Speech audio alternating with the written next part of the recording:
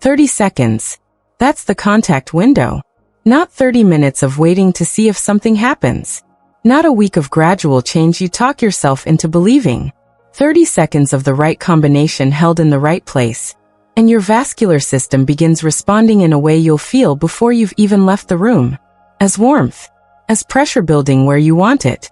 As a physical confirmation that blood is arriving, filling, responding. Not because you've forced anything, but because you've given your body the exact signal it needs to do what it already knows how to do.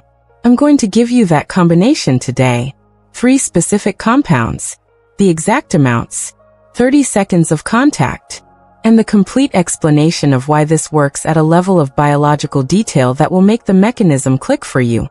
Not just as information, but as something you'll feel the first time you use it correctly. But before the combination itself, I need to tell you about something that has almost certainly been working against every nitric oxide approach you've tried. Something that's in your bathroom right now. Something you use every morning without a second thought.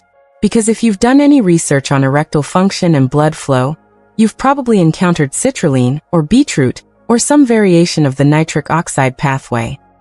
And if the results were incomplete or inconsistent, or real but not quite what you were looking for, what I'm about to tell you is almost certainly why.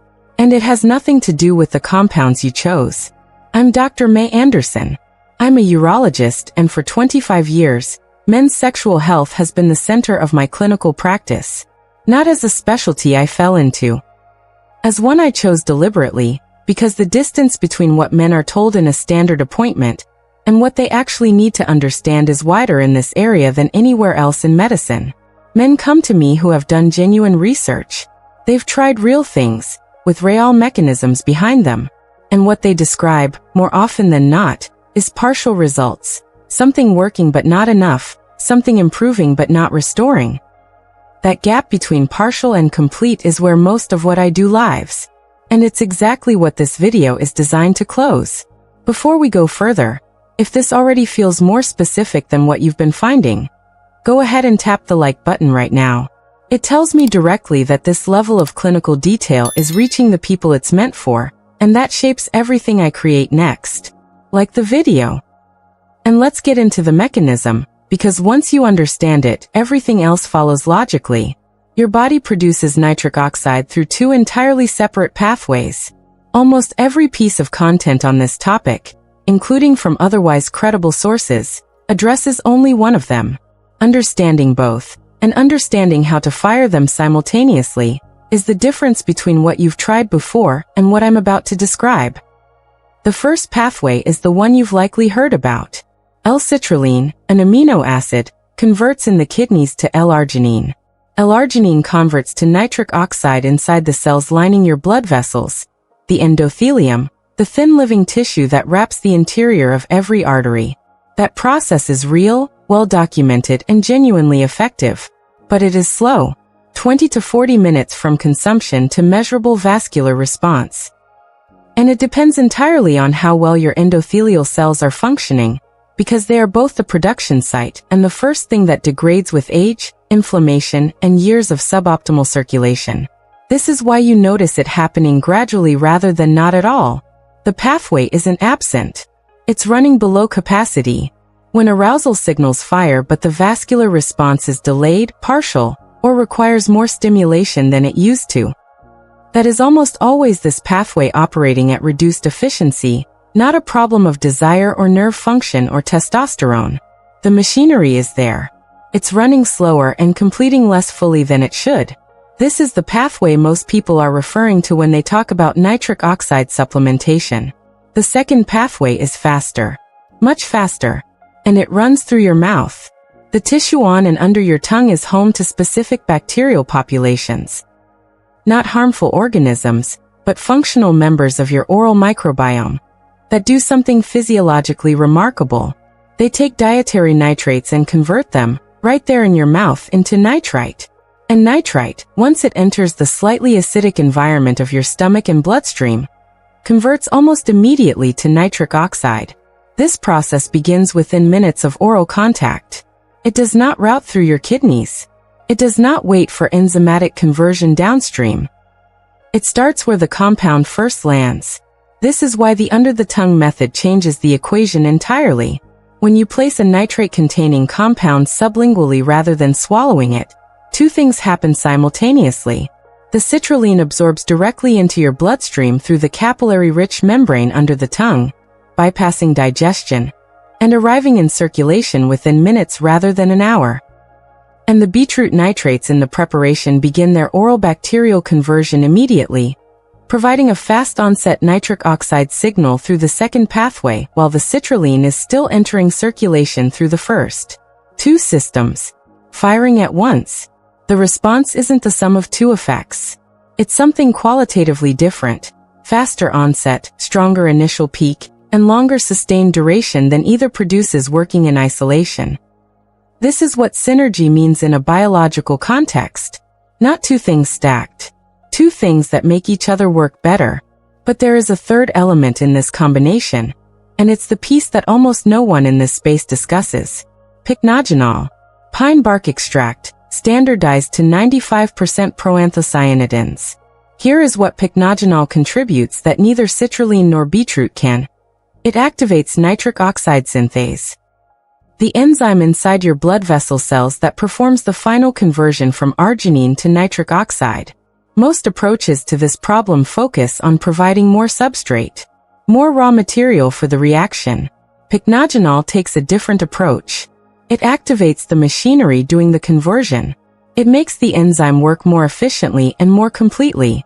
So when you combine citrulline, which provides the substrate, with pycnogenol, which amplifies the enzyme converting that substrate, you're not just giving your body more material. You're making the production line run faster and more completely at the same time. The research on this combination is specific and it's real. A clinical trial conducted by Stanislavov and Nikolova, published in the Journal of Sex and Marital Therapy, studied men with mild to moderate erectile difficulty over a 12-week period.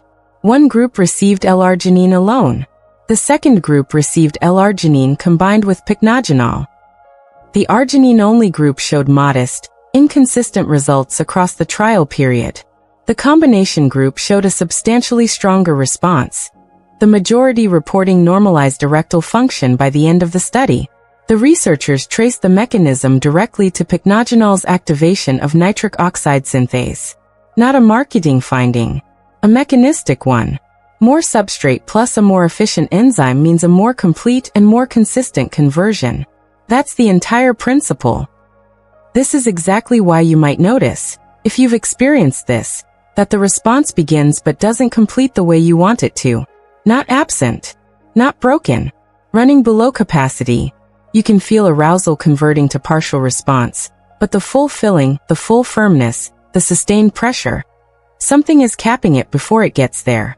In most cases, that ceiling is an enzyme running below efficiency, not a supply problem.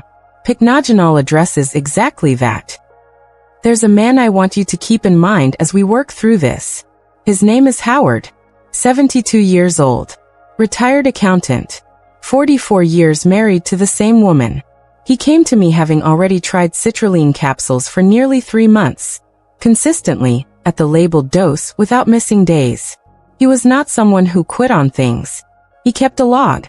He'd noticed real improvement in the first 2 weeks, a plateau in week 3, and then nothing further since.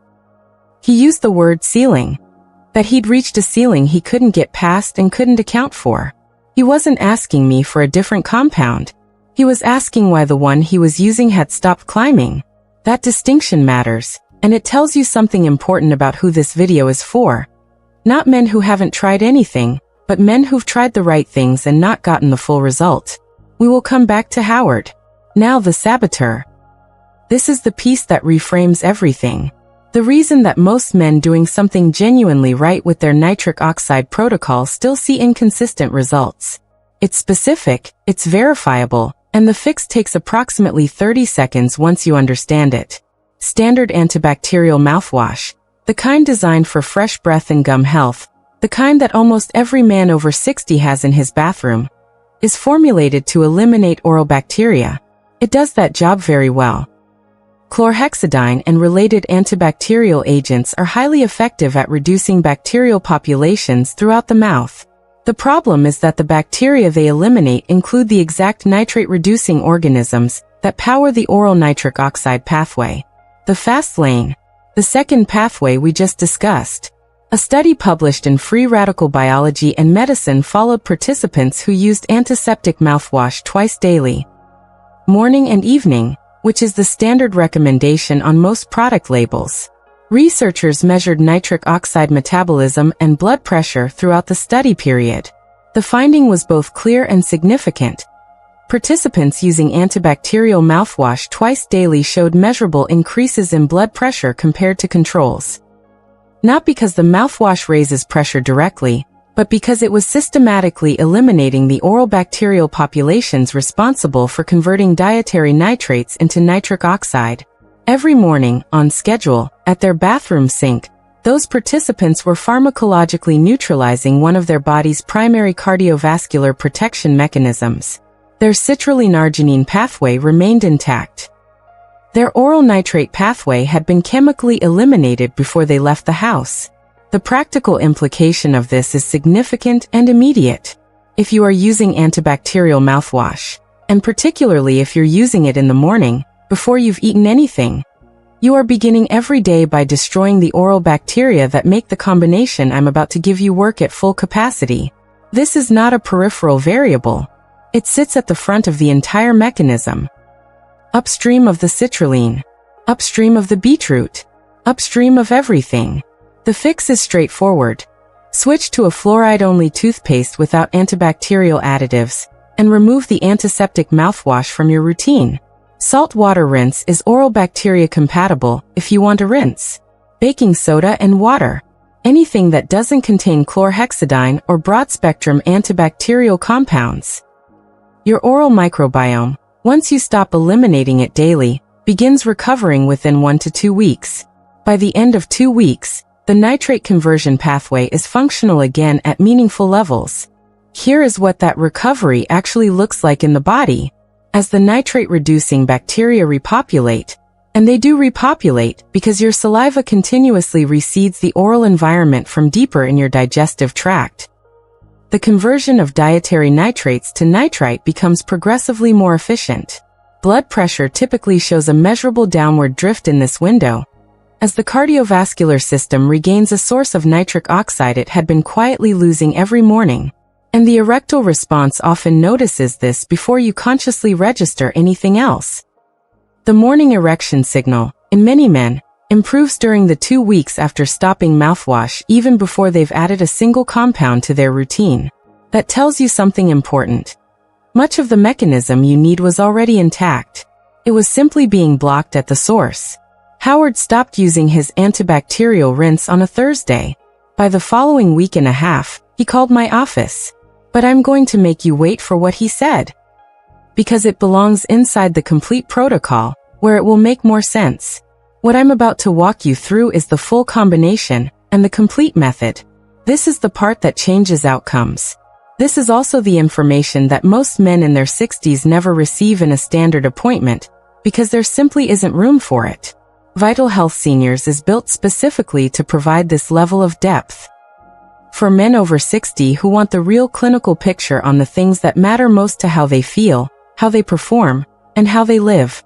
If you're not subscribed yet, subscribe right now, because what's coming next is the specific detail that separates men who see real, lasting results from men who try this and wonder why nothing shifted. Here is the complete combination. 3 components. Every ingredient earns its place. The first is L-citrulline powder. Pure powder form.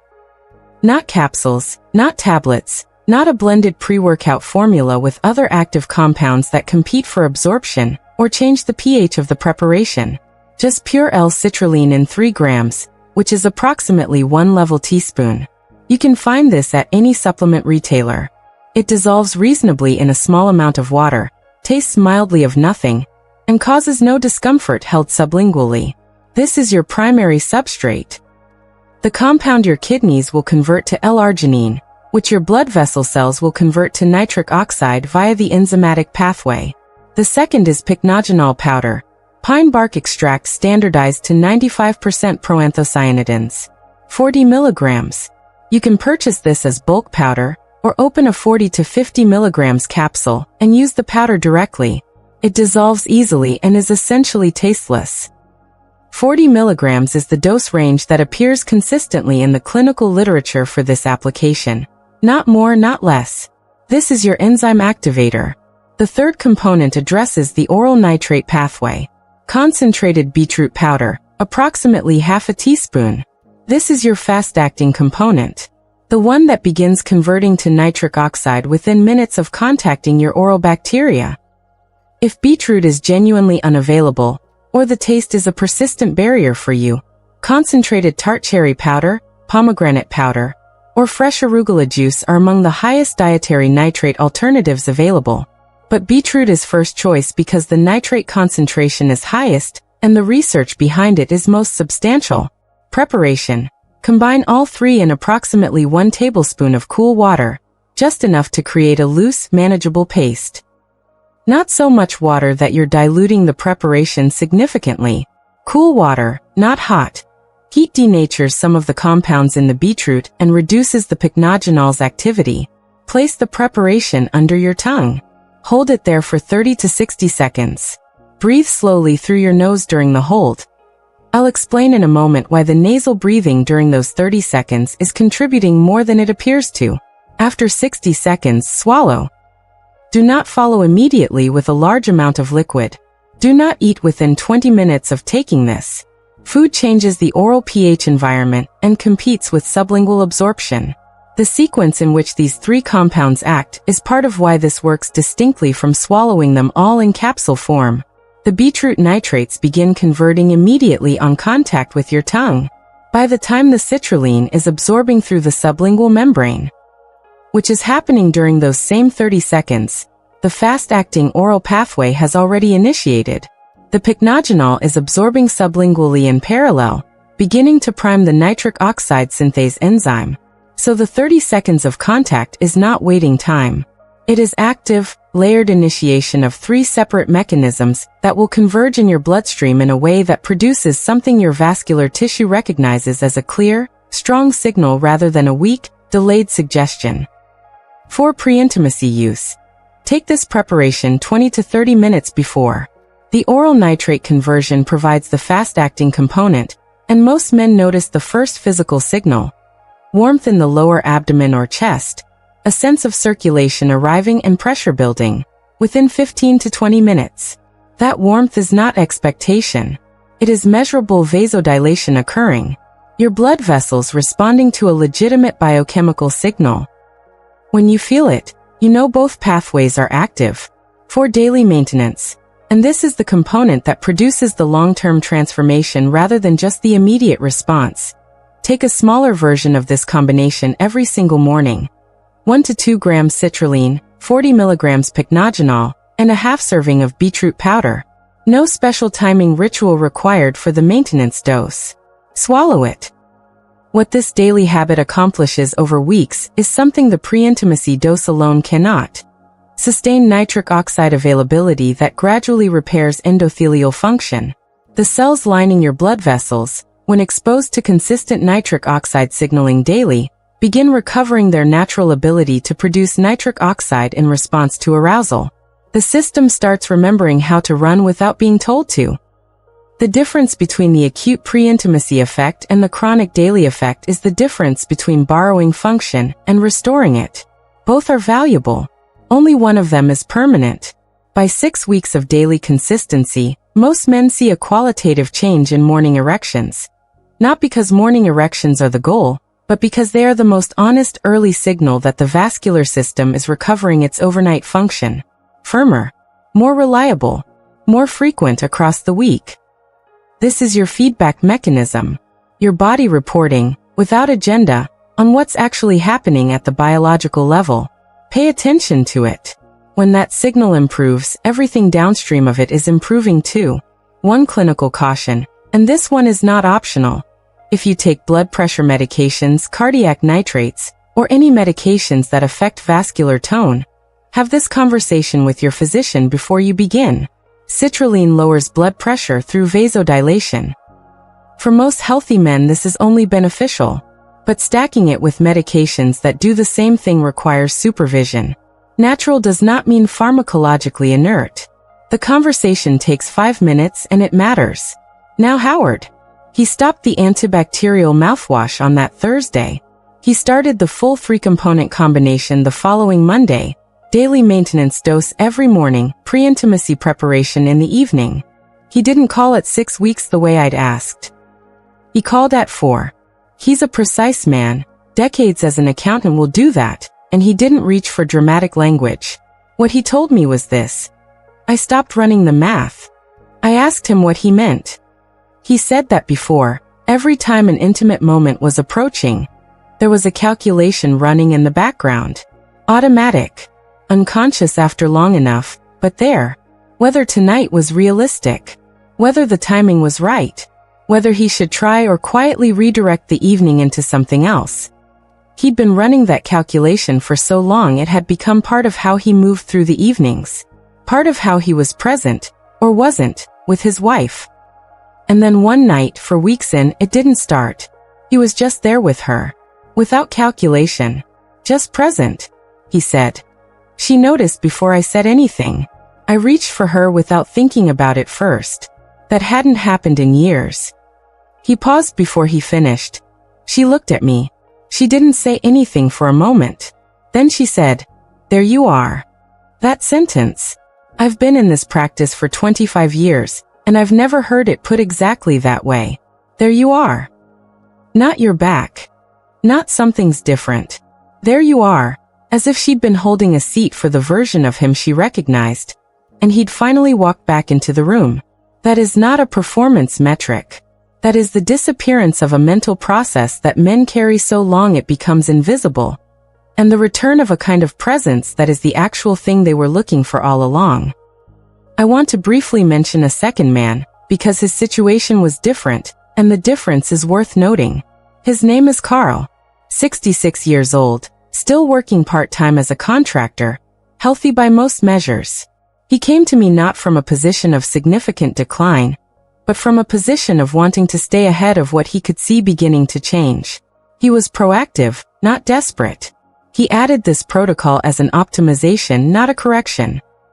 What he reported at 8 weeks was something I found instructive. He described the difference between functional and fully present as a distinction he hadn't known to draw before. Both were possible. He had been functional. The protocol moved him to fully present. He said he didn't know there was a gap there until the gap closed. What he meant specifically, and he was precise about this, was the difference between something that works when the conditions are right versus something that works because your body is simply running well. Functional means it happens. Fully present means it happens without the conditions matching, without the right timing, the right energy level, the right amount of prior stimulation. Without the quiet monitoring that becomes habitual once things have been unreliable for long enough. That monitoring is invisible when you're doing it. It only becomes visible when it stops. Carl said stopping it was the part he hadn't expected. That matters. Because functional is not the standard worth accepting. One more element before we close, and this is the one it took me the longest to fully appreciate in this context. During the 30 to 60 seconds you hold the preparation under your tongue, breathe deliberately through your nose. Slowly, steadily. This is not relaxation guidance. This is physiology. Your nasal passages and sinuses are an ongoing, active production site for nitric oxide. Every single nasal breath delivers nitric oxide directly into your lungs, and then into systemic circulation. This has been documented consistently in respiratory medicine, and almost never reaches the conversation about sexual health. When you breathe through your mouth during physical effort, including during intimacy, you bypass this production site entirely. Every mouth breath is a missed delivery of a compound your body was already producing and routing toward your bloodstream. During the 30 seconds of sublingual holding, nasal breathing is priming the respiratory pathway before the citrulline and pycnogenol have even finished absorbing. You are activating a third input while the first two are still initiating. And during intimacy itself, nasal breathing maintained for as long as it's comfortable. The sustained response that men attribute to this protocol is not only from the compounds. It is partly from not interrupting a continuous supply they were generating naturally, but had been bypassing with every open-mouthed exertion. This changes nothing about the preparation. It requires no additional compounds. It costs nothing. And it is the single most consistently underused element by men who otherwise follow this protocol exactly. The complete circuit looks like this. No antibacterial mouthwash, so the oral bacteria are functional. Daily maintenance dose each morning, so the endothelium is rebuilding over time. Pre-intimacy sublingual preparation with nasal breathing during the hold, so both fast and slow pathways fire simultaneously. Nasal breathing during activity, so the respiratory NO pathway stays open. None of these four elements alone is what changed Howard's situation.